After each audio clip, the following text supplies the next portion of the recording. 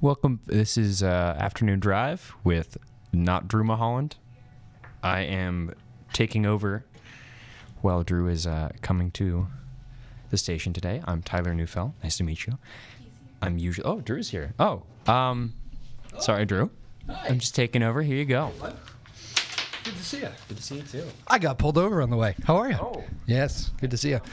It's Afternoon Drive on PortMedia. My name's Drew Moholland. Hope you're all doing okay. Thank you to the lovely officer who let me off after I told her I was coming to a radio show. But hope everybody's doing okay. Tyler's adjusting things. And wow, there's a big map up on my screen here. That's interesting. Tyler, what were you doing? Geography here? Yeah, so that's The microphone's on. You can talk into it if you want. So that's the map of the 2016 election for all the districts. And I was just going to pull up that... Say the first part again. I had your microphone off. Oh, it's a map of the 2016 election and how people voted, Yes. how districts voted, and that we're looking at New York City, and we're particularly looking at if you hover your mouse over that big, All right, you slide that way so the people can see you. There you go. big open patch in the middle there, you'll see Yeah. that only one voter voted. Oh wow. But I think it's like a park, Okay. so it's like a Excellent. warden. This is a topic of conversation for you. I was gonna freeball it. I was gonna talk about, you know, Frank Ocean. Yeah. Yes. I Okay, do. so he. This is serious, people. He, to incentivize voters on election day, he had a bunch of shirts that he was giving out to people that could prove that they voted. Okay. And he was doing it in Georgia, Florida, and I think Texas, maybe another state as well. Gotcha. So I thought that was a nice incentive. It is. I was going to talk about that. I was going to talk about my lunch the other day, which was just Kit Kats and Rice Krispies, Okay. That's terrible. and then licorice for dinner. Yeah. And what? And then I shaved my beard. You did. Yeah, that's Yeah. right. I didn't. Keep you in go. mind. Yeah. That's interesting. I have a work party tonight. I was thinking about doing the whole really clean cut thing. Just do shave the chin. It's like a jacket function. Oh yeah, and then go the next day. Would you say just shave of the chin? just the chin? Just show up for that, and then shave the rest the next day. Okay. I don't think I'm going to do that. You should do that. All right. Well, anyway, you look good. You want to make this a thing? You want to start off the show from now on? I can do it without getting pulled over, but Yeah, I mean we could do it. I'm okay with that. I got pulled over right down the street. Were you speeding? I was. I'm going a little. I was a little behind, so I usually like to get here a little bit earlier. You know what the tough part is? They always make you wait too after you've been pulled over. I think checking the Yeah. ID and stuff. Are you supposed to have your registration ready by the time they get there, or do they not like that? I think so. Why is this a project for you? Well, no, You because I keep got it in a hidden compartment. Well, no, I got pulled over my first week of driving. It was like the third day. So I got my license in January, like years ago, and then I went back to school. Right. And then when I came back, it was summer, and it was Gotcha. the first time I was driving. And I didn't know how to use the headlights. And I was driving on Plum Island, and it's the summer, and so they pulled me over. And they said, "Why are your floodlights on? And like, why are you just changing all your lights and you're flicking them on and off?" And I went, I don't know what I'm doing. And I had the registration ready, but I didn't think did he think I was getting something from the compartment? Like, should I just wait and then get it? I don't know. He was a very nice officer. Yeah. He was like, "This just." Was this Newburyport? Yeah, well, technically Newbury. Oh, Newbury. At that point, Gotcha. It was on Plum Island. Yeah. And he just kind of pointed at the dial. He's like, "Change it to auto. Don't touch it." Go So home." you've had a good experience. I wonder if this is Yeah. her calling. No. My officer was very nice, and I gave her a. I always keep my old IDs. I don't know why. like on you though. Yeah, like my old licenses, even when they expire. I mean, I think people keep them, but not on them. Yeah, it's probably weird to have them on them. Yeah. Just put it in a drawer or something. But I gave her my old ID, so it said from Hudson, Massachusetts, where I used to live. And Was that intentional or? no, it just happened up. I got a new wallet too, so I kind of put everything in recently, and that was the ID that was on top. She goes, "Hudson." I go, "How'd you know? How'd you know I used to live there?" I said, "Oh, that's that ID. Interesting." But she was very nice. That's good. Okay. Well, this was good. Well, maybe we'll bring you back on at the end, or maybe we won't. Yeah, it seems like you had a lot to talk It's- about, but yeah. I do have a great guest today. Before you go, I heard there's a dog, or no, there's no a dog. dog? No, there's a Donnie. Oh.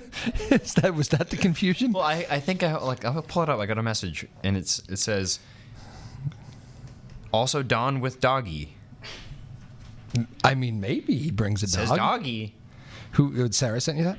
Yeah, I wasn't gonna say names, but I don't know. Maybe I'll ask her. I don't know if there is a dog. I would love there to be a dog. great. There's definitely a Donnie, though. Okay. Donnie is the He's with the Department of Veterans Services. Okay.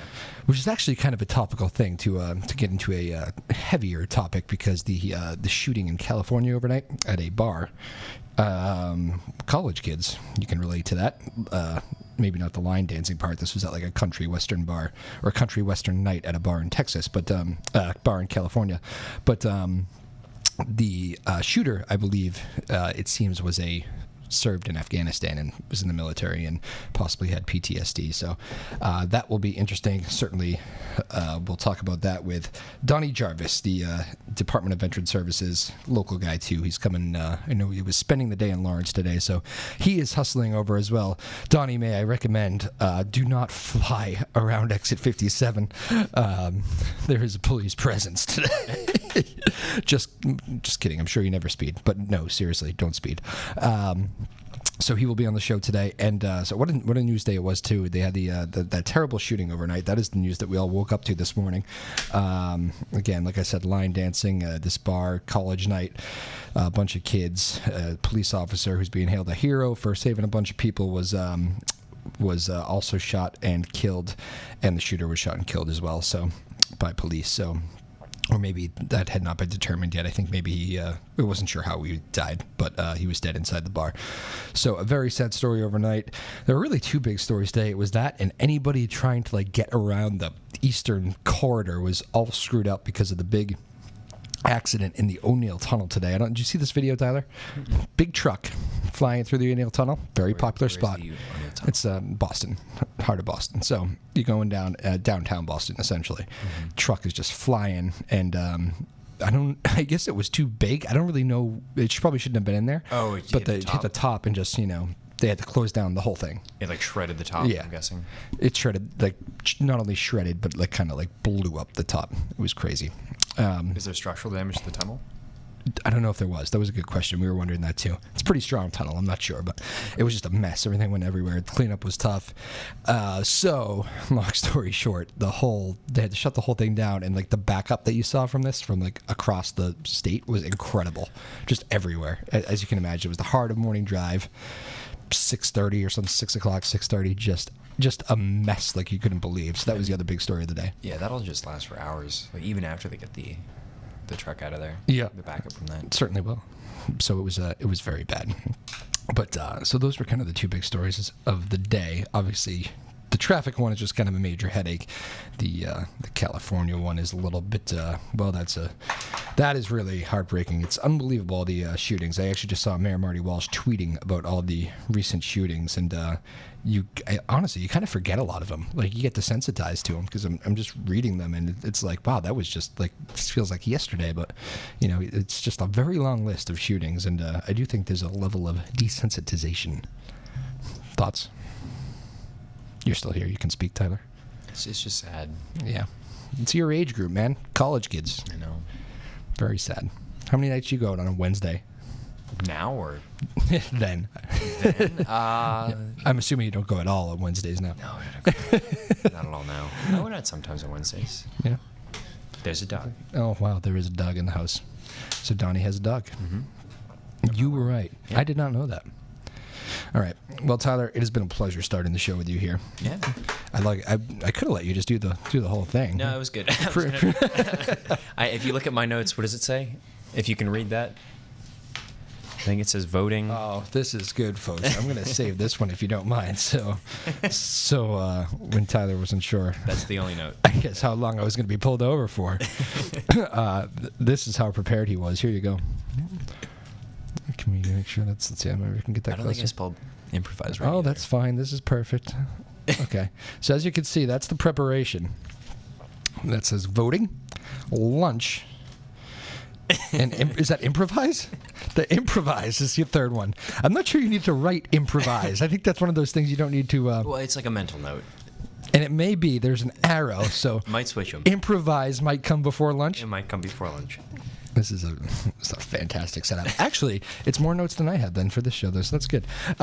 Good for you, Tyler. Well done. I'm going to save this, actually. I'm going to take a picture of this. Oh, boy. And we're going to put it on Twitter because it's hilarious. Good job. Voting, lunch, improvise. I'm going to remember that.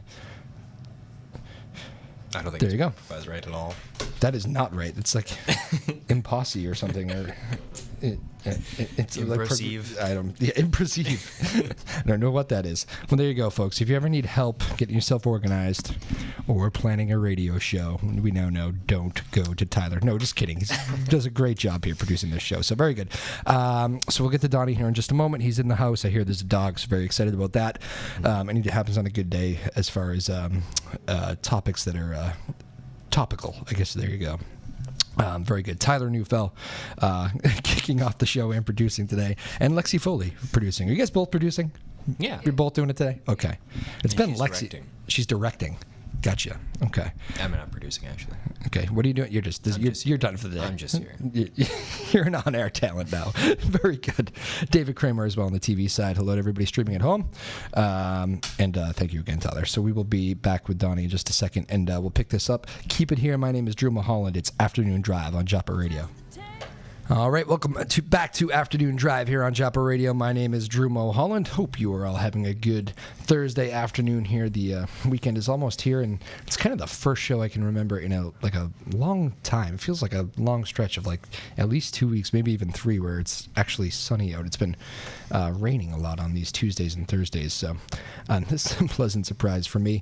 Don't forget you can follow the show at Joppa Afternoons on Twitter. That's at Joppa, Joppa Afternoons on Twitter. Stay interactive with the show and all that good stuff.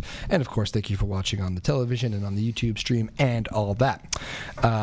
So, again, we have a very busy news day today. We went through that at the beginning, but I am very pleased to introduce my first guest. I was talking with him here earlier, Donnie with Veteran Affairs. And, Donnie, I was telling you earlier, Donnie Jarvis with Veteran Affairs. I was talking about this earlier with you, and we said it's kind of we'd be remiss not to mention it on the air here to start, but the shooting in California overnight, and looks like the shooter was an American soldier who had served in Afghanistan and possibly had been battling some PTSD, and obviously that probably couldn't hit more close to home with you, somebody who in your line of work, but it's certainly a heavy topic to start out with on you, but just your initial reaction. I know you said you've heard a little bit about that today. So and, I've been hearing it throughout the day.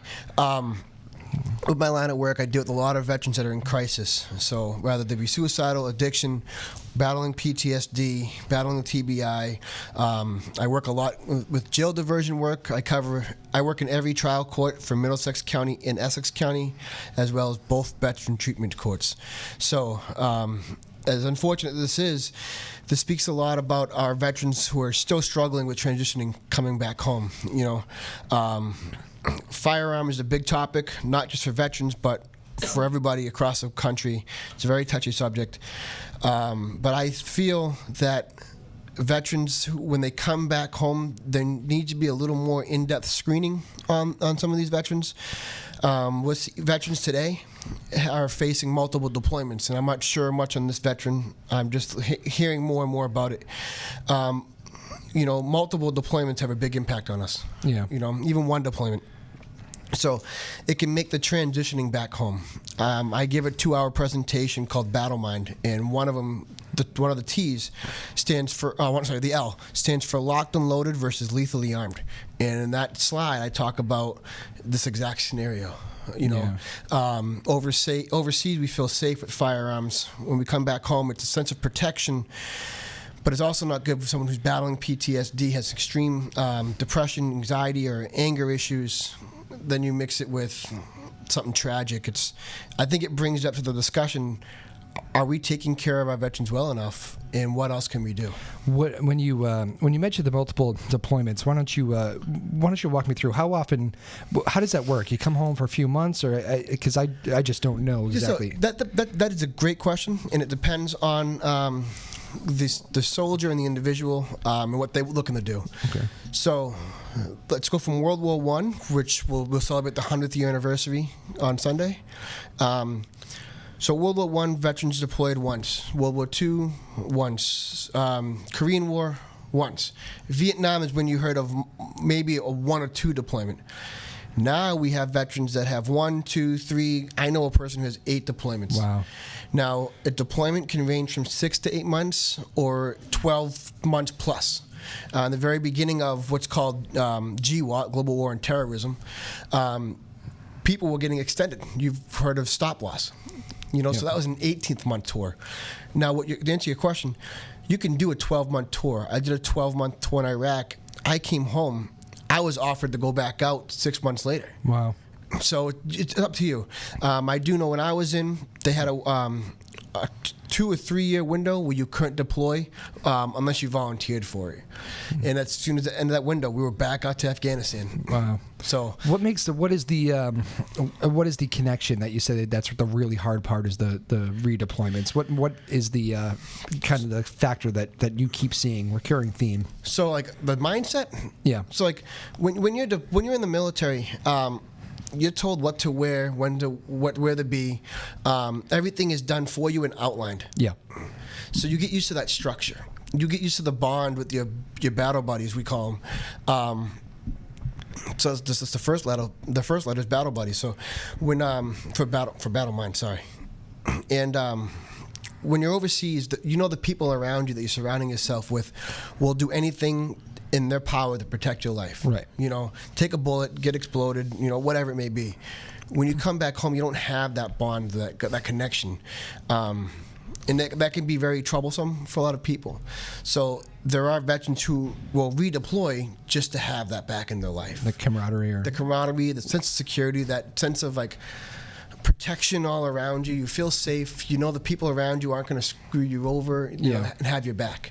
And that can be troublesome coming back here. Yeah. I can imagine. All right. Well, very, very interesting. I know today's overnight event, of course, we'll still learn more about this exact situation. And I know we don't know a lot of those issues, but it is interesting to hear your perspective where you see so many of these similar cases. I see a lot. And unfortunately, with the court system, I have a lot of court cases I cover, and a lot of what I see are OUIs and A and Bs, which is assault and battery. Yeah, and that leads to like anger issues, you know, and not having that under control. Interesting. Well, again, we're joined here by Donnie Jarvis. You prefer Donnie, right? Donnie, yeah. Okay. Donnie Jarvis, Department of Veteran Services here today, and we hit you with a very heavy topic right off the bat. Thank you so much for coming in. We appreciate it. No, this is great. Thank you. You brought a friend with you too. I know we're trying to get a camera on him, but got Mocha the dog in here. I have a little sidekick here. He's my partner in crime. Partner in crime. Yeah. Where'd you just come from again? So I actually just came from Veteran Treatment Court. Yeah. Ironically with him. Yeah, he's Mocha. So I got him 4 years ago from a nonprofit that was brand new at the time called Operation Delta Dog. Yep. They rescued dogs from shelters and they train them to be service dogs for veterans. You have to pick a certain dog, right? It can't be like any dog. It's like correct. Yeah. So the dog trainer actually, she goes out to the rescues and she does like an interview with the dogs to see if it's a good fit. There's temperament, and then obviously health is a big concern. So with the rescuing dogs, there could be a lot of health issues. He almost didn't make the cut. He was in a high kill shelter, and he had heartworm, and it cost the charity almost $3,000 just for the heartworm treatment. Oh, really? Yeah. The service dogs are $20,000. So that covers training and a few other things, you know. So they were rolling the dice if he was worth it. Yeah, and it worked out pretty well. It worked out pretty well. You know, I'm not big on pharmaceuticals. Yeah. So a few years ago when this came up, my social worker looked at me and said, "Would you be open to try a service dog?" Never had a dog in my entire life. Wow, really? Not a dog person, huh? Well, I wasn't. I was a dog person. I just never owned one. Yeah. You know, I think a lot of it was transitioning back from the military service still. I had a lot to take care of myself. I had a hard time after my first tour. And people were panicked after the second tour. And that's when the dog came in, because I didn't want medication. Panicked about you mean, as far as keeping an eye on you? Yeah. How was I going to transition, you know? And what are the struggles I was going to deal with? I was an absolute mess and nightmare after Iraq, 07, 08. So when she brought it up, my first question was, if it doesn't work, can I return the dog? Because now my panic was, I'm stuck with this dog, like it or not. Not the case. So we worked it out. I was the first handler paired with a veteran to the organization, and they do a 6-week boot camp, and then the veteran gets paired with the dog, and then they do training for a year with classes every week. 6 months into it, my family and friends started noticing a difference in me, in my personality. I was coming out more. You know, I was kind of hermiting before for a while. So they were telling me, and then after I'd say about a year and a half, I started seeing it. And now I preach it a lot. I help veterans get dogs. I volunteer at the organizations to help the new guys out. Right. So I think there's something about it. Yeah. And what is it? I don't know. But it works. That is fantastic. Would you? I mean, and I know there's plenty of service dogs, and you see plenty of great stories about how they've really changed and turned around people's lives. Really more like I'm seeing all sorts, even with people that haven't served in the military.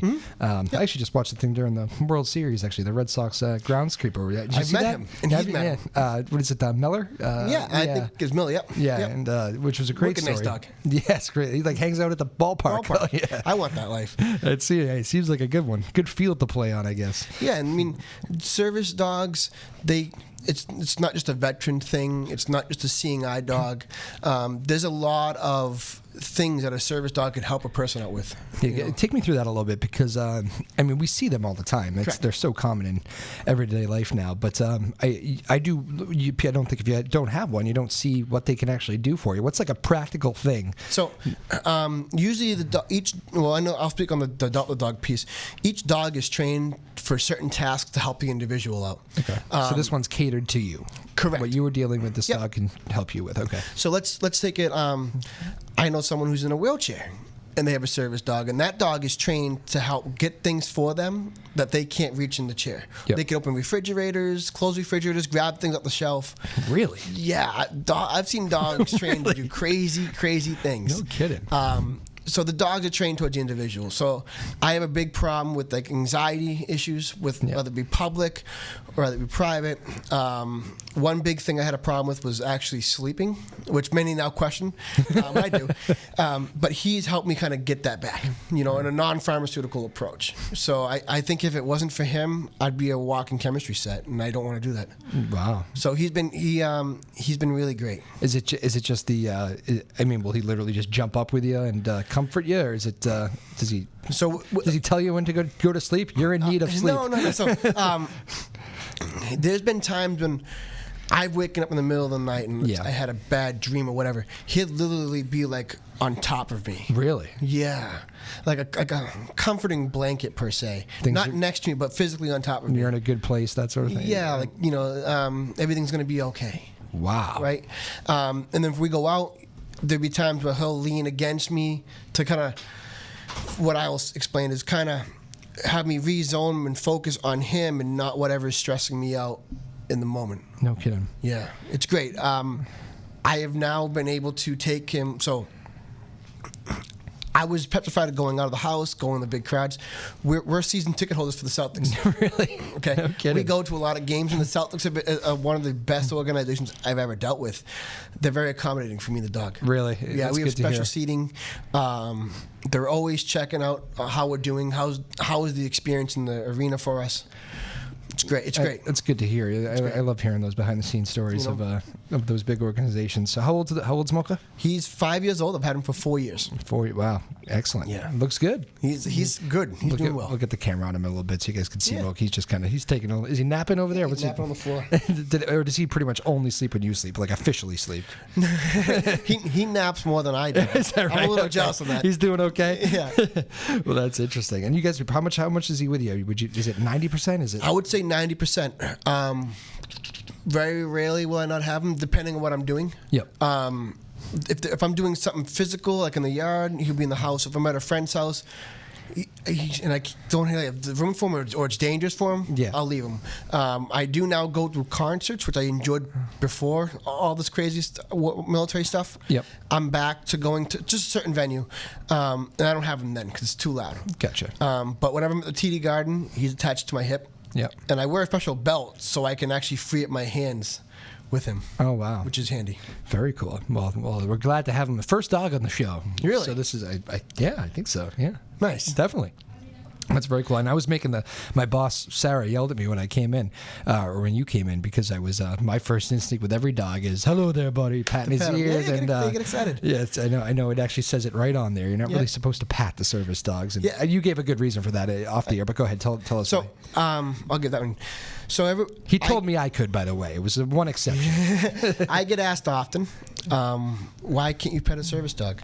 So what I always say in my story is, if you're working in an office and you're sitting in a cubicle and someone's leaning over and talking your ear off, how productive are you going to be at your job? Same goes for the dog. Yeah. When he's wearing his jacket, he's working. If he's being petted, he's being distracted from his job. How effective is he going to be for the handler? Rather for myself or another individual. That's why it's do not pet. It makes sense. Yeah. All right, we're going to have much more with Donnie Jarvis here in just a second. We're going to take our first break, though, because we're flying through, and all this is very interesting to me. And as you know, sometimes when I get too engulfed in conversations, I forget to take these little breaks. So we're going to do that right now. We'll take a quick break. Much more with Donnie Jarvis in just a minute with the Department of Veterans Services here in Massachusetts, covering a wide range of a lot of ground here this afternoon. We got Lexi Foley producing, Tyler Neufeld as well, David Kramer on the TV side. My name is Drew Moholland. Much more Afternoon Drive here in just a moment. Welcome back to Afternoon Drive here on Joppa Radio. Talking off the air as Tyler's back in the studio here. The topic is still about why he had Kit Kats for lunch today. It seems I take it the military was not big on Kit Kats for lunch. It doesn't seem like no, we didn't, because MREs. Those are a treat. What are they? MREs? MREs, yeah. They were pre-bagged meals that were made to last like 20, 30 years. And there's a heater inside of it. You can warm them up. Some of them were good. Some of them... I've often heard about these things. Okay, so some were actually good? Some were actually good, yeah. Okay. Yeah. I had some favorites. What were the favorites? Feel free to share. Beef ravioli was really good. Spaghetti with meat sauce was really good. What's the 30-year part? Why? I mean, I can understand. They can survive for a long time. I don't know why. I think it's all the preservatives inside. Yeah. And I'm not sure why the need is to have them last forever. Yeah. But I think if it's beyond a year, I'm done with that. Yes, I would think wouldn't push it beyond that. Yeah, I don't. But they are made to last forever. All right, so yeah, it was raviolis. What else was it? It was. So there was a beef stew. There was a chicken pot pie kind of one that was pretty good. Okay. And there's one other chicken one. What about the bad ones? The veggie omelet. A veggie omelet that lasts 30 years. I don't think I'm interested. It's as good as it sounds. That is funny. So and that must, I mean, it must be a real thing when you come back home. Like you're like, okay, this is very nice to have like it's a treat. Yeah. When you come back home and you Things have you took real for granted, meal, right? Yeah, it's amazing. And I will say overseas, depending where you were, if you were on the bigger bases, you could have real food. But I was a combat engineer. I did route clearance. Okay. I spent a lot of time in a vehicle. So more times than not, I'm having an MRE to eat. Route clearance. So that's you're going through clearing the path for clearing the road people. For supplies or friendly forces to move through. That is that's a pretty serious job there. I mean, they all are over there, but it's the first man out there on a lot of those trips, right? Exactly. Yeah. Yep. And there's been times that I was the lead vehicle going down a route that was very small. And they called it black route because that means there's a very high possibility there could be explosives. And my first couple months doing it was a real shaking kind of moment. Yeah. The whole time. How do you get those nerves down? Because you probably don't. You get used to it. Probably tough to do your work if you're shaky and anxious. Yeah. You don't want to be. So, because any second you can go boom. Yeah. And it happens. That has to be. I mean, I know you guys all have, the most respect in the world for each other when you're out there. That's why camaraderie in the military. And that's why the camaraderie is huge. But there has to be a level of when those guys are looking at you like that's. Almost an up level of respect. That's the guy trying to make us safe as we go here. We are, and when we were overseas, we were the people that everybody were happy to see. Yeah. Because that means, and as I always say, that means we go boom, so you don't have to. Yeah. And nobody wants to go boom. Yeah. Right? Is that an expression out there? You guys saying that all the time? I said it a lot, yeah. I said it this morning too quite a bit. My job was I go boom, so you don't have to. Wow. Which is fine. Fine by me.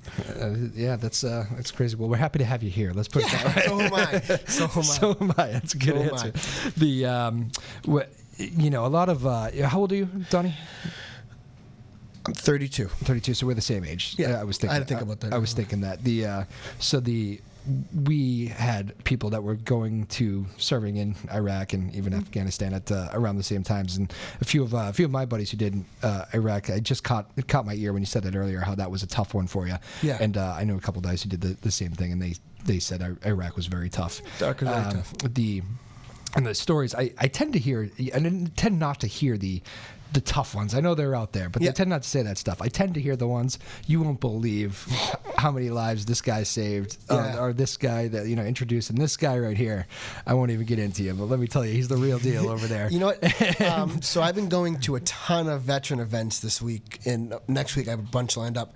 And yesterday morning, I sat at a table with some people, and the gentleman next to me, he's no longer in the service, but he was a lieutenant. Yeah. And there was a person next to him and the person next to that, so 2 down from him. They used to be together in the same unit, and he said that exact same thing because he's retiring now. He goes, "You would not believe the stories about this man." Yeah, and I know. I mean, and you'll never hear them from those guys. No, they don't really. So when he was telling us, he said it privately. You wouldn't believe the stories. Really? Because if he heard it, obviously he'd be, no, come on, please. Yeah. You know. So it's embarrassed, but some heroic stories out there certainly. What made Iraq so tough as far as just was it the landscape, or was it just you never knew what was coming around each corner? Yeah, I think it was my first tour, not knowing what to expect and the danger of the job. That's a tough first tour. Let's put it that way, huh? Yeah. When I did the same job both tours, but it was definitely a real eye opener. I mean, every day you're awake overseas, you're at jeopardy of doing something or something's happening to you, and living in the trucks, constantly looking for bombs and seeing things happen to yourself or other people. I think I had a hard time digesting that after the first tour. I had a hard time. I drove a lot looking for bombs, so I had a hard time driving back at home. Yeah. There was an incident when I was coming back. I was found on Route 2, pulled over, completely blacked out, and sober. I'll mention that. Blacked out, walking the streets because I saw a tire on the side of the road on Route 2. And overseas, they would hide explosives in that. Oh. So, and I came to with an officer doing a little field sobriety test to me. Really? And I had no idea what transpired. I'm getting a light shined in my eye. Complete blackout, huh? Yeah. Wow. So, and I was doing other things that was to cope with some of those bad stuff. I was having I won't say backflashes, but like I was seeing people in windows that didn't exist. Really? Yeah. So I had and so to deal with that, I was self-medicating, which is not good. Was that also where you were always looking for people in windows? Yeah. So we were always doing surveillance. So like, let's say we found an IED, which is an improvised explosive device, on the side of the road. Yep. We would stop, and while either we were scanning it with the GPR, which is ground penetrating radar, or we had an arm on my vehicle, digging it up and playing with it, we were also surveillancing the buildings, looking for sniper, looking for anything that could ambush us. Yeah. So I think I just had that mindset, and it took me a while to kind of come back to reality here in this country versus the reality I had overseas. Yeah. It was rough. And Iraq was known for a lot of those ambushes, right? Correct. So a lot of those were surface laid and explosives, and they were definitely known for like small arms fire. Yep. RPGs were big, and they also had EFPs, which were ejected form projectiles. So take a paint can, put an inverted copper plate on top, and that would, when exploded, would mold into a giant round that would penetrate any vehicle. Wow. So I mean, the ones that that were made to get blown up like ours. Wow. You couldn't stop those. Wow. So I think I had a real bad problem, like trash on the side of the road. Yeah. Well, I can imagine. Things we take for granted here. Like, trash day is every different day for us. But I mean, trash day, what trash day, you see all the trash pails lined up. Yeah. That's normal for us. But someone who just came back from theater overseas, that might be a trigger. for them, and it was sometimes for me. So it took a while, and then when I deployed again, people freaked out, like, uh-oh. Yeah. What's coming next? Jeez. Well, that's crazy. It's something that, somebody I can't even picture going over there and just thinking of, a trash bag or a tire. It's So it's a threat. The MREs, wrap that in. So what's an MREs? It's meals ready to eat. It'd be our bag. Oh, gotcha. Okay. Yep. So it came in thick brown bags. Yep. Right, and we would take the trash and throw it out the hatch of our vehicle, and you could come back later and that could be a bomb. They would use that to conceal the explosive in, because that some military personnel just threw it out their hatch. Just throwing it away, and then they would, the enemy would collect it and repackage it as a bomb. Repackage it as a bomb. Wow. Yeah, I've seen some crazy things. Washing machine tires. I've seen timers. I've seen IV hoses. I've seen tires. I've seen vehicles even be used as explosives. Unbelievable. So when you now take that mindset and come back here and just drive around the city. Yeah. Everything could possibly be used as explosive. What is the first time like when you get in a car? That must be like a monumental thing here. Just getting them. I don't know what you're driving, but I'm picturing me and my Corolla after that. So the look for these bombs when you're driving, you got to drive slow. Yeah. So you drove 2 to 5 miles per hour everywhere you went for a whole year. So now take it in a vehicle. The slowest you drive in a vehicle here is 15, 20 miles per hour. Feels like you're flying. Feels like you're flying. Then you have all the trash on the side of the road that you're trained to scan and look for, wires or explosives. Everything's speeding up on you. Yeah, now how you feeling? Yeah. That anxiety is to the roof. Crazy. Donnie Jarvis is joining us here at Department of Veteran Services for the state of Massachusetts. It's an incredibly fascinating conversation here, as I knew it would be. And of course, there's a lot going on in the news today too, which we kind of started talking about. I do wonder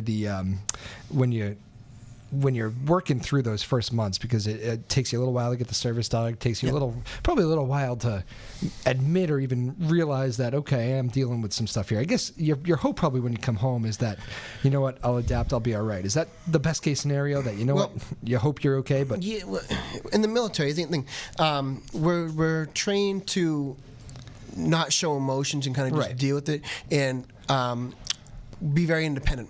Yeah. And we can tackle big problems. We don't need help. So that's a massive issue, right? It's a massive people issue. Think these tough guys that have been independent their whole lives, and no one wants to show a sign of weakness, military or not. Yeah. Has that become desensitized at least a little bit? It feels like there's at least a massive push. I mean, we're trying to work on it. Yeah. It's probably tougher within your ranks, correct, than it seems like the general public has. So I will say a majority of the cases that I get that are either through the court or a family member has reached out. And what are you exactly doing over there? Because that your position might not be clear to everybody. So why don't you say what the? So I work in the trial courts in Essex County, Middlesex County, and I do what's called jail diversion. Yep. So let's say you get an OUI. Yep. I will then refer you to a clinician to have a mental health assessment done. Yep. And then with that assessment, we'll ask for treatment recommendations to address the underlying issue. You may be drinking and driving to suppress your PTSD emotions from your service. So you're seeing a lot of that. We see a lot of it. Yeah. A majority of my cases are OUIs or A and Bs, assault and batteries. So you would then do the treatment recommended by the clinician, and my office would give some input. You do that for 6 to 8 months, maybe longer, depending on what the need is. Typically, the way it works out is that when you complete the required outlines, recommendations, the judge can, in favor, give you a dismissal, which would either be off your record if they didn't arraign you, or if they did arraign you on the charges, you'd have on your record DISM, which means dismissed. What this is designed to do is to help these veterans who are coming back and dealing with these readjustment issues. We're not penalizing them long term. We're fixing the issue through treatment. They've succeeded the treatment signs of showing that the success, and then now we're not going to enable you, hurt you in the future, because if they run a Corey check, you could have an OUI in your record from when you were struggling after deployment, but now you can't get this job because of it. We're trying to make it so it's not a hindrance, but we're addressing it. Right. So you take the you're essentially, the mistake has been made. Correct. And then you're saying, let's fix this. This is a deeper problem. Let's, yeah, because you can do an OUI, have them do the mandatory driving test, which is, I think it's 24D program.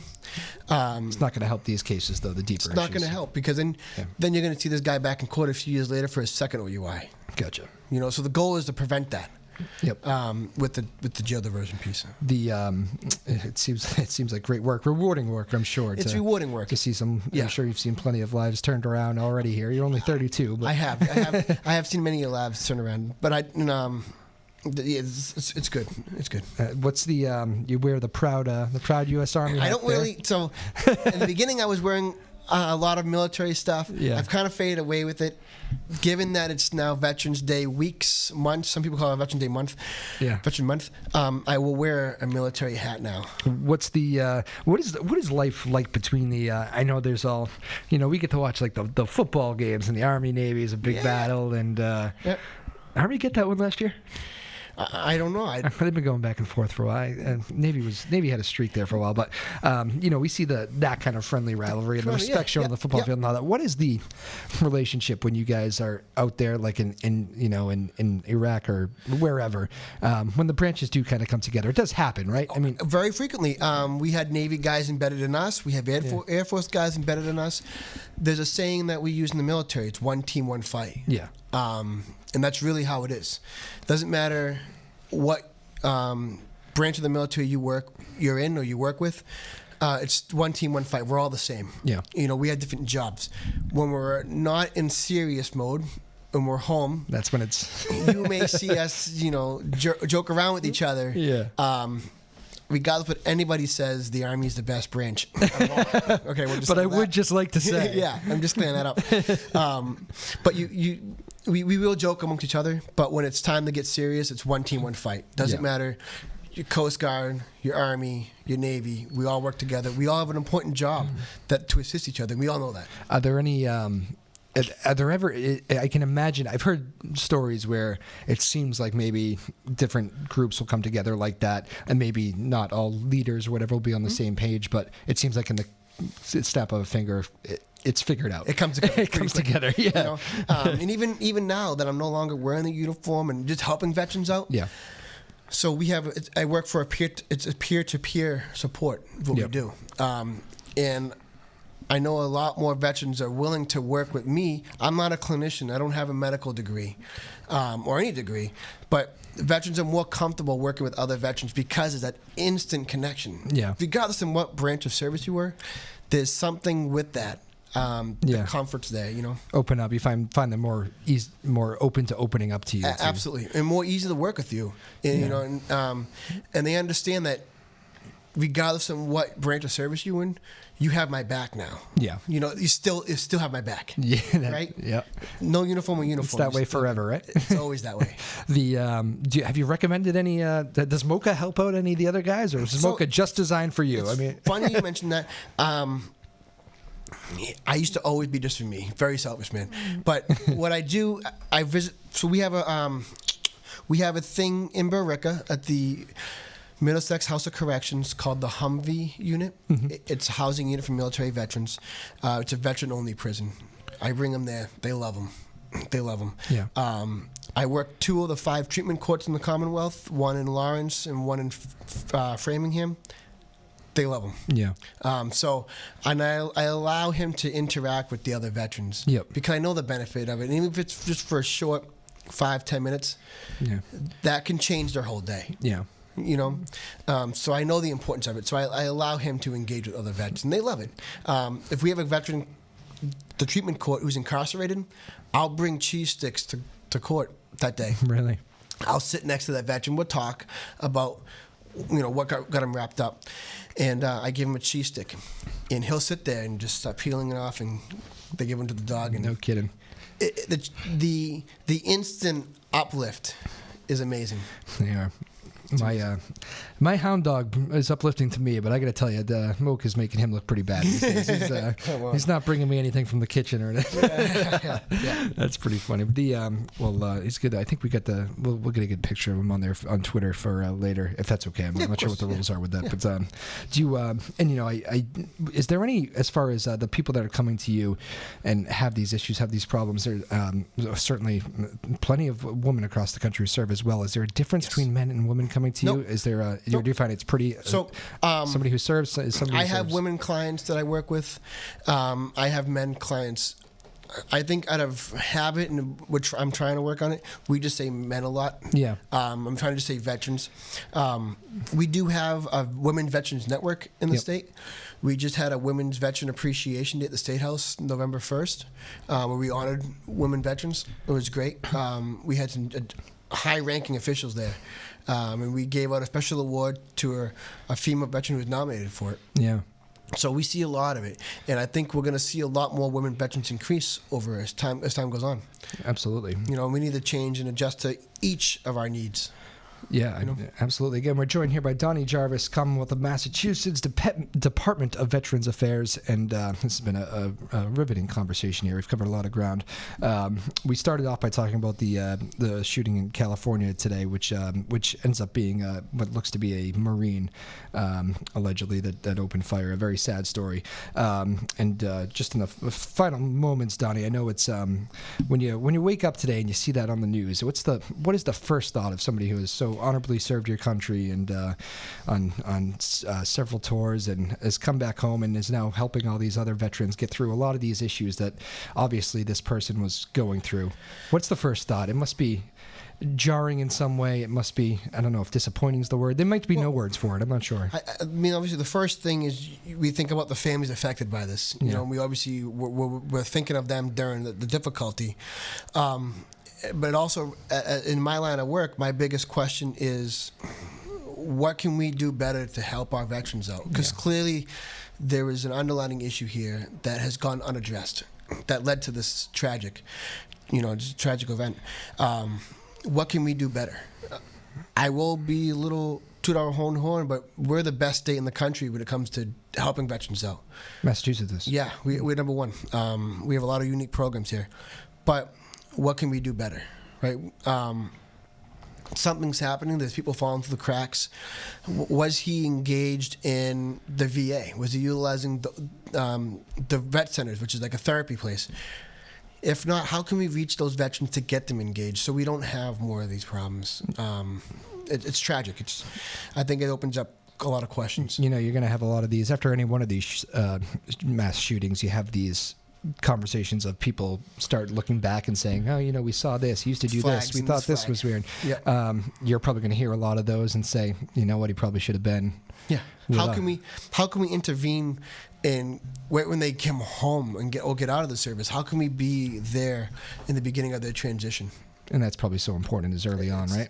Yeah, that's my first question with this is how could we have intervened better when you first transition out of the military into civilian life? You said just moments ago, you're the Army, but you're all one team. He's a Marine, but it's all one team.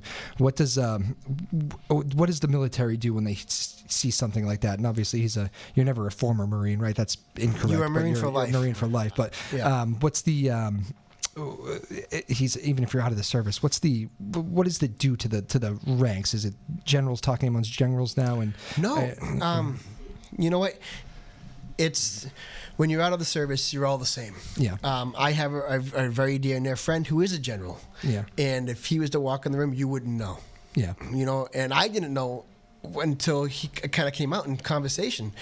But you'll see, regardless of your rank in the military, everybody has everybody's back. Yeah. None of us want to see this, whether military or not.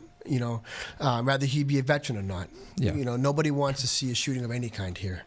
But I do think it opens up the conversation on how can we do things better for our veterans. And here's somebody who's working within that line of work saying, as a country, it's falling short. It's a nationwide issue, So mass shootings, but another firearm problem that I talk about a lot with veterans is suicide. Yeah. It's a huge discussion. We're losing 22 veterans, they say, an average a day. Most of those are by firearms. Yeah. You know, that number is 22 a day. 22 veterans a day commit suicide. My goodness. They're saying average nationally. So that brings us discussion like with today. What can we do better? To help these guys out. You know, we're falling somewhere, right? Yeah. They're falling in the gaps. How can we help them and intervene before it's too late? I'm sure. So you want to see that number get down real quickly. I know that's yeah, it's a big fight. Yeah.